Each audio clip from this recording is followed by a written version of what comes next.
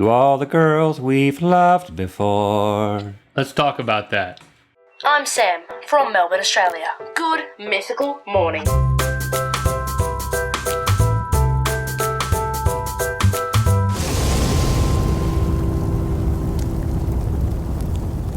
Good mythical morning! Today's episode is brought to you by Smule, maker of the app Auto Rap, which turns your speech into rap and corrects bad rapping. Well, my name is Link, and I'm here to say I love Fruity Pebbles in a major way. My name is Rhett, and I'm here to say I really like waffles. In fact, I had them today. Well, my name is Link, and I'm here to say I love Fruity Pebbles in a major way. My name is Rhett, and I'm here to say I really like waffles. In fact, I had them today. Well, my name is Link, and I'm here to say I love Fruity Pebbles in a major way. My name is Rhett, and I'm here to say I really like waffles. In fact, I had them today.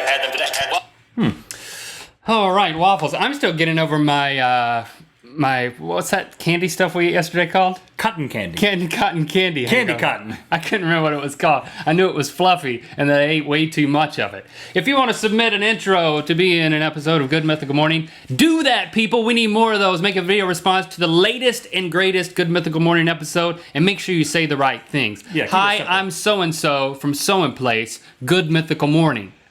Quick news story that you may have heard about has served as a segue into what we want to talk about today, and that is a 13-year-old girl in Tennessee drove 700 miles to meet a 12-year-old boy that she had met on Xbox. First of all, how do you meet somebody on Xbox? I don't even know how this works. I don't know. You can Xbox is like the internet except for video games. Apparently, gaming I'm consoles. so out of touch. Apparently, these days, Link, gaming consoles, you can communicate with other people while you're playing. It's dated, you couldn't do that on Nintendo. That's the last time I checked. They have dating services on Xbox. You couldn't do it on the Genesis. Could you do it on the Genesis? I don't think so. But there was a C button on the Sega Genesis controller. Right, but we're not old. Don't worry. The C was for connection, love connection. So anyway, this girl meets this... 700 miles is a long way to drive. She meets this boy... Especially if you're 13. On Xbox. She gets into an argument with her parents.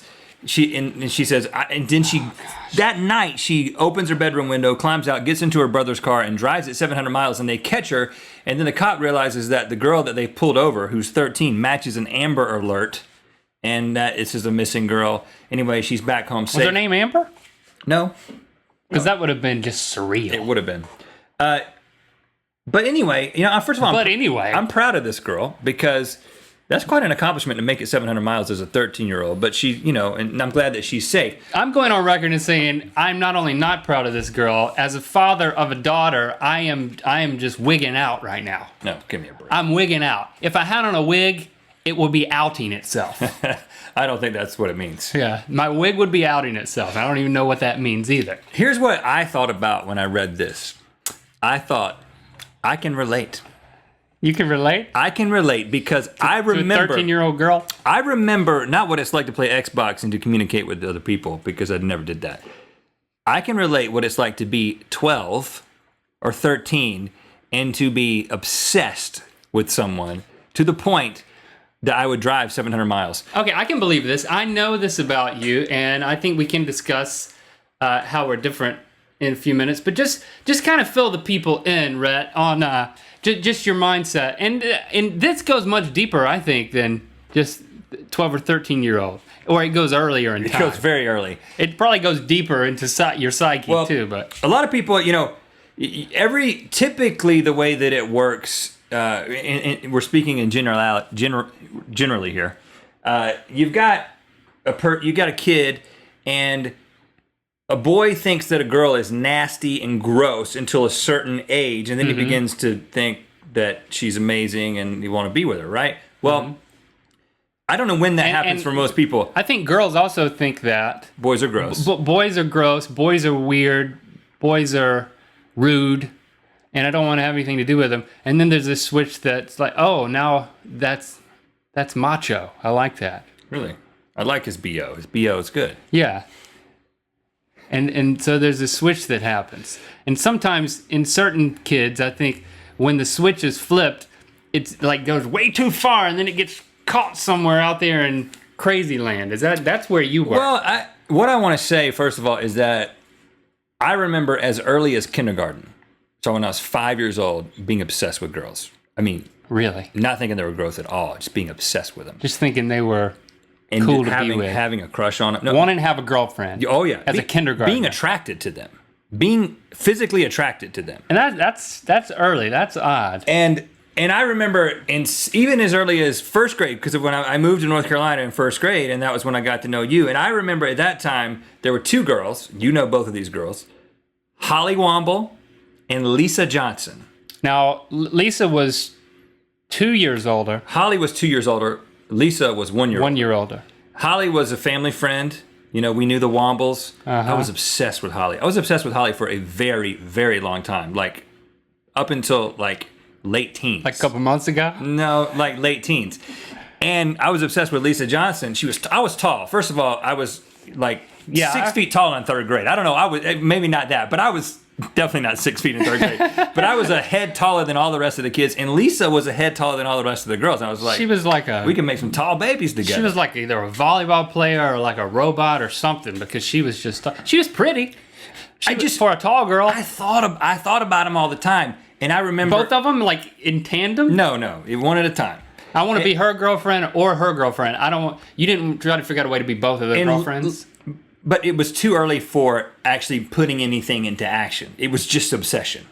Well, It was just thinking about them and at that age and being nervous around them. in grade school and middle school, when a year or 2 years in the age difference is that's insurmountable. Oh yeah, I knew there was no chance. But you just thought they were awesome. Yeah, I don't remember you talking about them all the time. I had dreams about them. I mean, I would dream about them.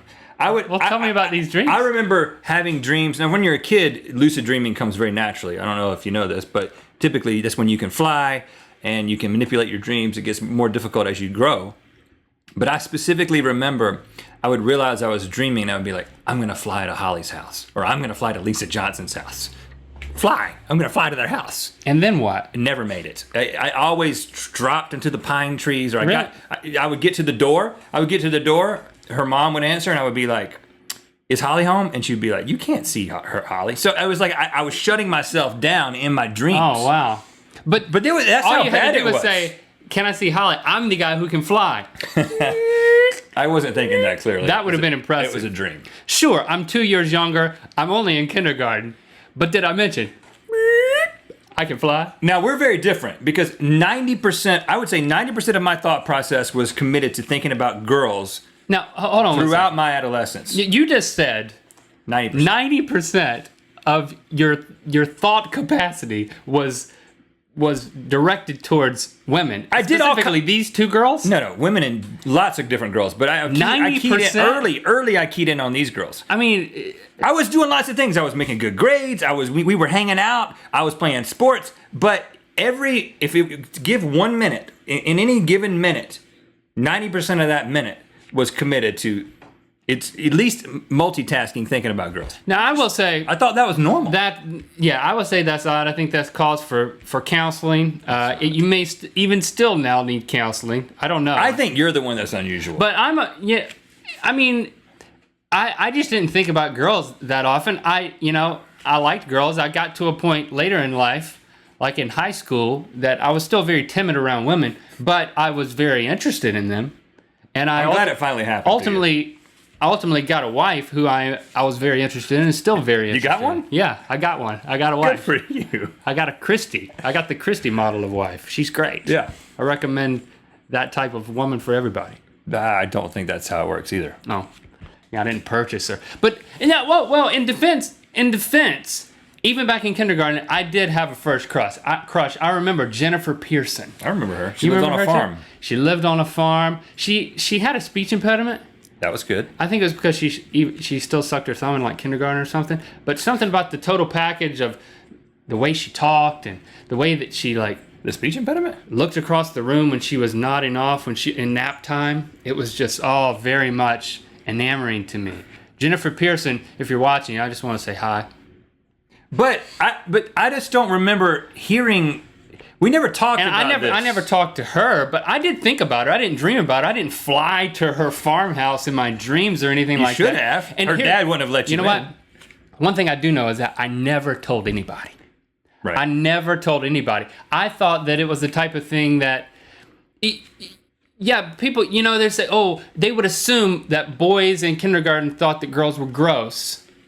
And I think this was definitely kindergarten, because I remember nap times only happened in kindergarten. So this is before you got there. It's when I met Jennifer. But then it kind of got me to this point where even when I was interested in girls, even when I got a girlfriend, like in middle school, I didn't tell my family. Or like, you'd go to a family reunion or something, and then Gramps would be like, hey, Gramps. Hey, you got, how many girlfriends do you got? I'm like, I felt compelled that the right answer was supposed to be, girls are gross. I'm not supposed to have a girlfriend. I'd rather lie and tell them I didn't have a girlfriend. But see, but you weren't. I know this is to be. But I wasn't obsessed. I was not obsessed with girls either. So what were you doing? What were you devoting your thought process to? 10%. A healthy level of interest was in girls, but the other 90% was like G.I. Joes, and I had a rock tumbler. Yeah, I remember the rock. So it's like, I was thinking about things like that, like, I gotta tumble my rock. So I would come over to your house. Are my rocks smooth? I would come over to your house and it would be like, hey, look, check this out. And it would be this red thing that was turning. And you were like, it's rock tumbler. I was like, what does it do? And you're like, well, it makes rock smooth. And I was like, and you were like, call me over there. And we like looked at it for a while. I was like, yeah. I was thinking about that. And come to find out, the whole time you were even talking to me about it, you were just thinking about Holly Wama and Lisa Johnson. You were thinking about rocks turning over and getting smooth. I was a boy, I was a healthy young child. I wasn't. I was healthy.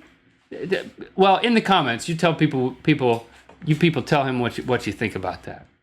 I wonder, maybe we should. I wonder if Lisa and Holly watch this. They don't, but there's somebody who knows either one or both of them who will forward this to them. So hello, Holly and Lisa. Sorry we never made anything happen. I thought about you a lot. And we've even dreamed about you. I think we could go to the girl who drove 700 miles. She was 13.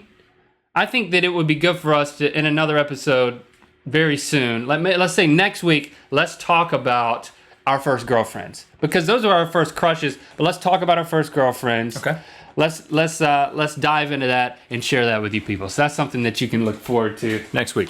In addition to intros for the show, we also need wheel suggestions, mythical wheel suggestions, and they need to be good. We need some good ones. We've been getting some lame ones. We need some good ones. Facebook, Twitter.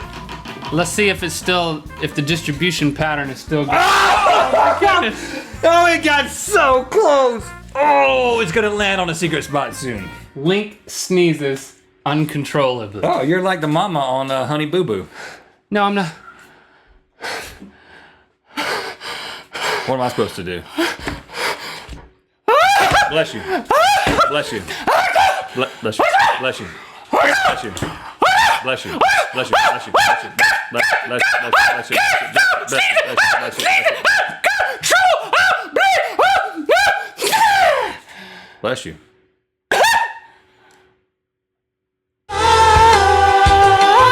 You hiding your kid anyway. Well, that's actually just a robotic baby. What were we talking about? Your hair goes up, Your hair goes down.